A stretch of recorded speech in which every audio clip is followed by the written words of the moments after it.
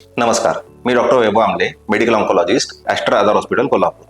7 November हा national cancer awareness day आहे. सामान्य लोकांमध्ये जनजागृती व्हावी कॅन्सरच्या बाबतीत आणि कॅन्सरचे निदान लवकर व्हावं, पेशंट्सनी ट्रीटमेंट कंप्लीट करावी आणि प्रिव्हेंटिव्ह मेजर्स घेता येतील यासाठी हा दिवस पाळला जातो.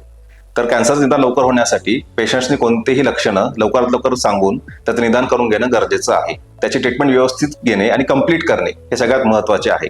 आता ट्रीटमेंटमध्ये नवीन पद्धती आलेल्या आहेत. इम्युनोथेरपी, टार्गेटेड थेरपी, त्या गोष्टी वापरून पेशंटचा त्रास कमीत कमी करता येईल हे बघितलं जातं आणि क्युअर रेट सुद्धा वाढतात. आणि तिसरी गोष्ट प्रिव्हेन्शन, म्हणजे कॅन्सर पूर्णपणे टाळता येतो का, तर नाही, पण त्याची रिस्क आपण कमी करू शकतो. त्यासाठी आपण हेल्दी लाईफस्टाईल पाळणं, 30 मिनिटं रोज चालणं, मद्यपान, स्मोकिंग हे अवॉइड करणं, ह्या गोष्टी करू शकतो. तसेच आपल्या एका फॅमिलीमध्ये कोणाला कॅन्सर झाला असेल तर त्याचं जेनेटिक स्क्रीनिंग करून आपल्याला रिस्क आहे का कॅन्सरची ही आपण तपासणी करून त्यासाठी प्रिव्हेंटिव्ह मेजर्स घेऊ शकतो. तर कॅन्सर हा शब्द ऐकून घाबरून न जाता लवकर निदान करणं, त्याची उपचार पद्धती व्यवस्थित घेणं आणि हेल्दी लाईफस्टाईल मेंटेन करणं, ह्या गोष्टी वापरून आपण नक्कीच कॅन्सरवर मात करू शकतो.